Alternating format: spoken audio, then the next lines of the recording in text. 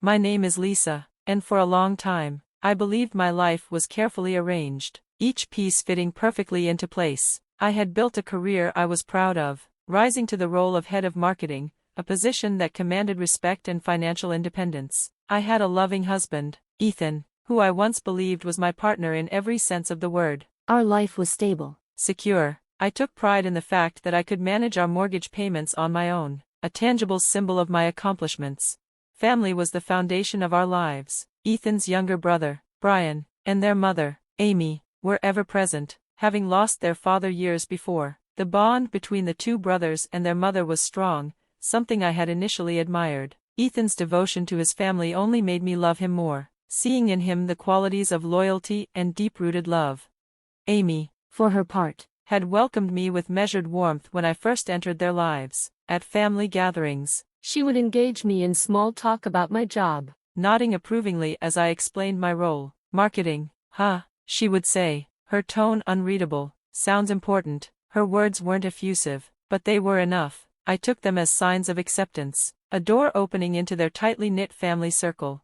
Our early years of marriage were filled with warmth and laughter. Holiday dinners at Amy's house were filled with the comforting hum of conversation, the clatter of dishes, and the occasional burst of laughter that rang through the rooms. I remember a particularly cozy Thanksgiving. The air rich with the scent of cinnamon and roasted turkey, the glow of candles flickering across the table as we all gathered, lost in shared stories and the easy camaraderie of a family that felt like home.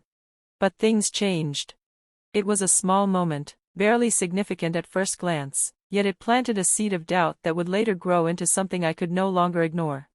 It was New Year's Eve, and as I slipped into the kitchen to refill my wine glass, I overheard a conversation that made me stop cold. Amy's voice, usually sweet and measured in public, carried a different edge in private. "Did you see that dress Julie was wearing?" she said with a chuckle. Bless her heart, but she really doesn't understand that some people just don't belong in certain circles. Julie was a single mother, someone I knew had struggled to make ends meet. She had always carried herself with quiet dignity, doing her best for her son. Hearing Amy mock her so casually made my stomach tighten.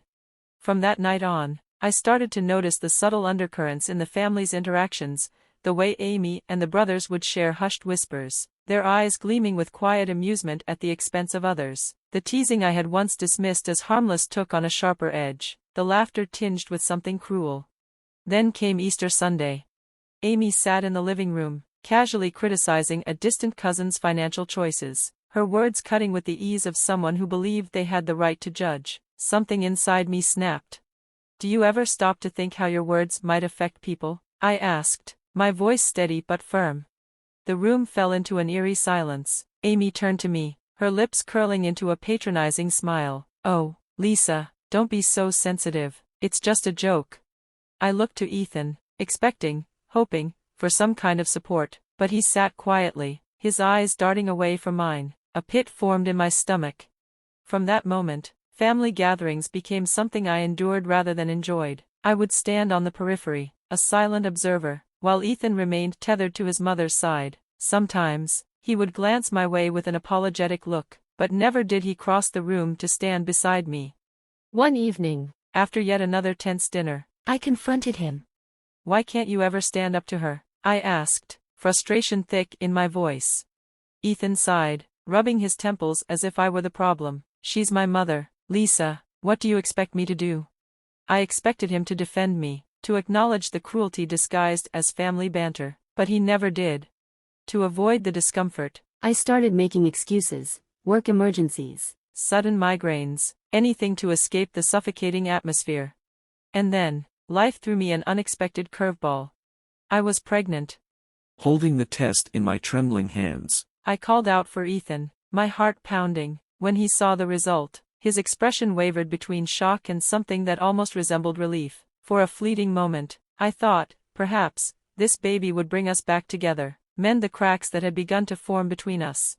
But pregnancy was not the glowing experience I had imagined. Morning sickness became an all-day battle. Dizziness overtook me, and worst of all, my eyesight began to deteriorate. It was a rare complication, but one that could become permanent. My doctor placed me on bed rest, and eventually, I had to resign from my job, something that devastated me. Ethan's response? Distance. He started coming home late, finding excuses to be elsewhere. He was absent when I needed him most, and by the time gently stopped her, not wanting to escalate the situation any further. You know, Amy continued, her voice dripping with faux sweetness. Why don't we continue this lovely evening at that new restaurant downtown? My treat, of course. Before I fully processed what was happening, Amy, along with Ethan, Brian, and Christine, was already heading out the door. Ethan didn't even glance back at me. The departure drained the festive spirit from the room, turning what was once a warm family gathering into a hollow shell of forced smiles and uncomfortable silence. Our remaining guests quickly made their exits, offering thin excuses about early mornings and long drives. Only my parents lingered, their presence a silent pillar of support in the now eerily quiet house. But even with their unwavering concern, I insisted they leave, assuring them I needed rest and solitude. Once the door closed behind them, I collapsed onto the couch, my body racked with sobs. Tears streamed freely down my face as the weight of everything settled in, the betrayal, the abandonment, the loneliness. My hands instinctively found their way to my belly, cradling the life growing inside me, a stark contrast to the emptiness I felt in my heart. The hours stretched on, my grief echoing through the silence of the house. When the front door creaked open near dawn, I barely stirred. The sharp scent of alcohol and cigarette smoke filled the air as Ethan stumbled in, his step sluggish and unsteady. He didn't say a word, didn't ask how I was, didn't even acknowledge my presence. Without hesitation, he made his way straight to our bedroom, shutting the door behind him as if nothing had happened.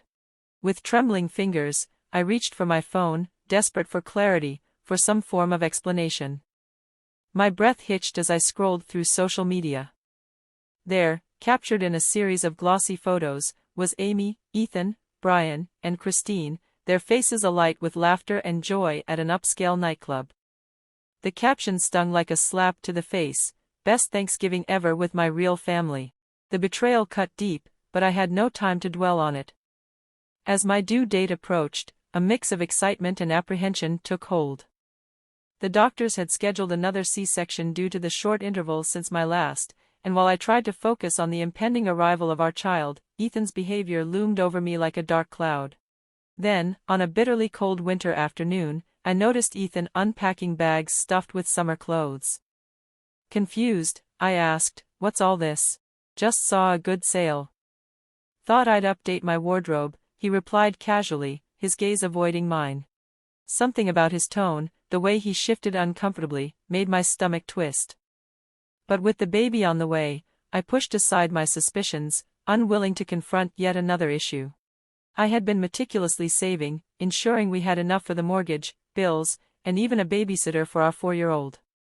My workplace had graciously approved 3 months of unpaid leave, and I had planned everything to ensure our little family would be financially stable during this time. 5 days before my scheduled C-section, my world came crashing down. I was resting in bed when Ethan and Amy burst through the door, urgency in their steps. Alarmed, I followed them to our bedroom, where Ethan was hurriedly packing the very clothes he had just bought. "Ethan," I said, my voice rising in panic, "what are you doing?" "We're all going to Brian's wedding in Hawaii," he replied curtly, barely sparing me a glance.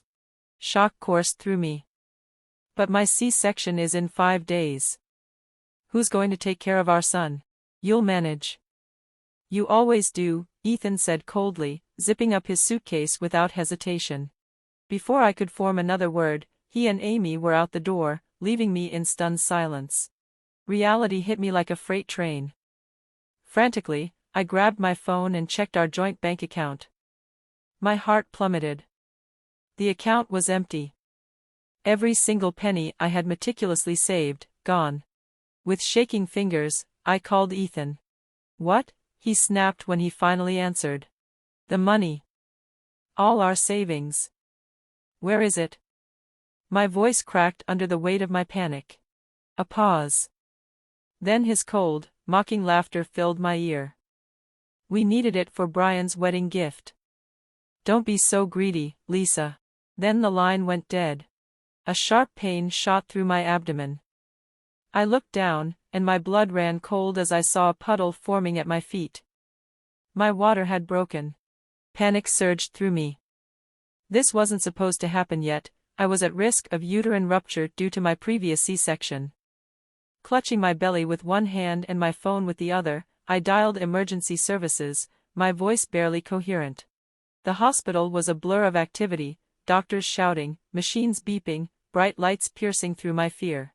When I awoke, the first thing I saw was my mother's tear-streaked face hovering over me, her hands squeezing mine tightly. "Lisa," she whispered, her voice thick with emotion, "you're okay. The baby's okay." The relief that flooded through me was overwhelming. I had nearly lost my life. My baby had nearly been lost. Ethan never called. Not once. Not to check if I had survived, not to ask about his newborn son. 5 days after my emergency C-section, I felt a clarity I hadn't in years. I reached out to my parents, asking if I could stay with them.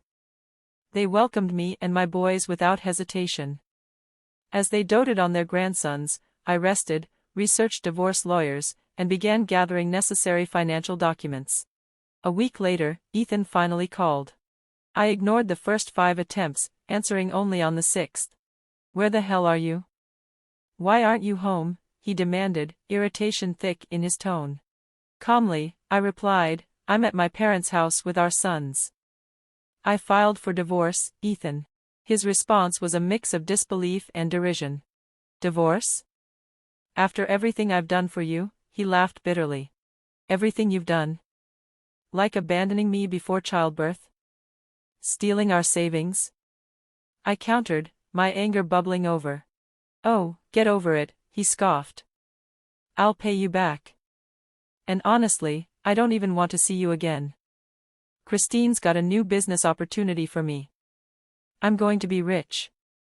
You'll regret leaving." He was delusional. I hung up. The divorce was swift. The court awarded me the house since I had paid the mortgage, and Ethan was ordered to return the stolen money. He left, sneering, convinced he was destined for wealth and success. A year and a half later, karma came full circle. A news alert flashed across my phone: local banker exposed as fraud, leaves family in ruins. Christine had conned them all. She had vanished with millions, leaving Ethan, Brian, and Amy in financial ruin. Then, my phone rang. Amy's number. Against my better judgment, I answered. "Lisa," Amy's voice was weak, unsteady. "We need your help." I took a deep breath, memories of abandonment washing over me. "Family?" I said, my voice steady. "You weren't concerned about family when you left me alone, pregnant and in danger." I ended the call. Blocked the number. And for the first time in years, I felt free.